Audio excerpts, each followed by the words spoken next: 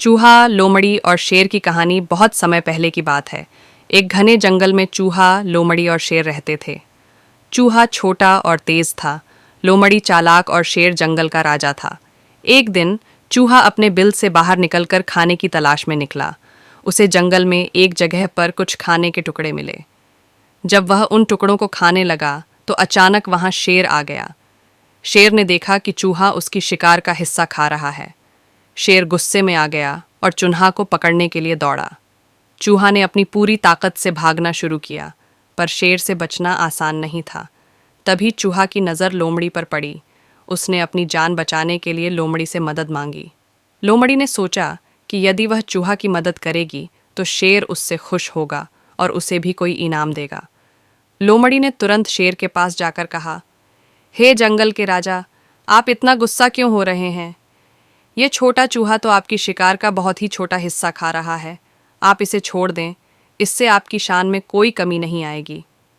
शेर ने सोचा कि लोमड़ी सही कह रही है और उसने चूहा को छोड़ दिया। चूहा ने शेर और लोमड़ी का धन्यवाद किया और वादा किया कि वह कभी भी उनके रास्ते में नहीं आएगा। चूहा ने अपनी समझदारी और लोमड़ी की चालाकी से अपनी जान बचाई और शेर ने भी समझदारी दिखाकर अपने गुस्से को काबू में रखा। एक समय की बात है। एक घने जंगल के बीचों बीच एक सुंदर नदी बहती थी।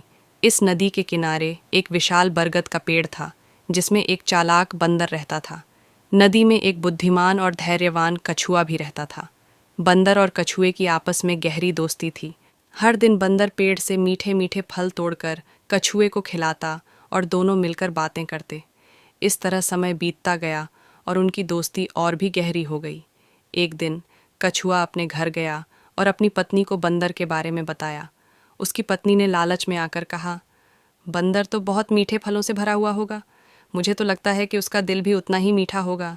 क्यों ना हम उसे खाने के लिए बुला लें? कछुआ पहले तो हिचकिचाया, पर फिर अपनी पत्नी की बातों में आकर उसने बंदर को खाने पर आमंत्रित करने का निर्णय लिया। अगले दिन कछुआ बंदर के पास गया और उससे कहा, मित्र, तुम हमेशा मुझे स्वादिष्ट फल खिलाते हो। आज मैं तुम्हें अपने घर पर दावत देने के लिए आमंत्रित करता हूँ। बंदर खुश होकर तैयार हो गया और कछुए की पीठ पर बैठकर नदी पार करने लगा। जब वे नदी के बीच में पहुंचे तो कछुए ने बंदर को सच्चाई बताई कि उसकी पत्नी उसे खाने का प्लान बना रही है। यह सुनकर बंदर बहुत घबरा गया, लेकिन उसने अपनी चालाकी का सहारा लिया।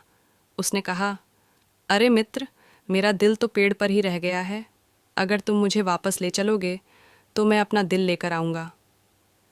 कछुआ बंदर की बातों में आ गया और उसे वापस नदी किनारे ले आया। बंदर तुरंत पेड़ पर चढ़ गया और ऊपर से कछुए को कहा, तुम बहुत अच्छे मित्र हो, लेकिन तुम्हारी पत्नी का लालच हमारे बीच की दोस्ती को ख़त्म कर सकता है। कछुआ शर्मिंदा हुआ और उसने माफ़ी मांगी। बंदर ने उसे माफ़ कर दिया, लेकिन उसे यह चेतावनी दी कि कभी भी लालच में आकर किसी के साथ विश्वासघात नहीं करना चाहिए।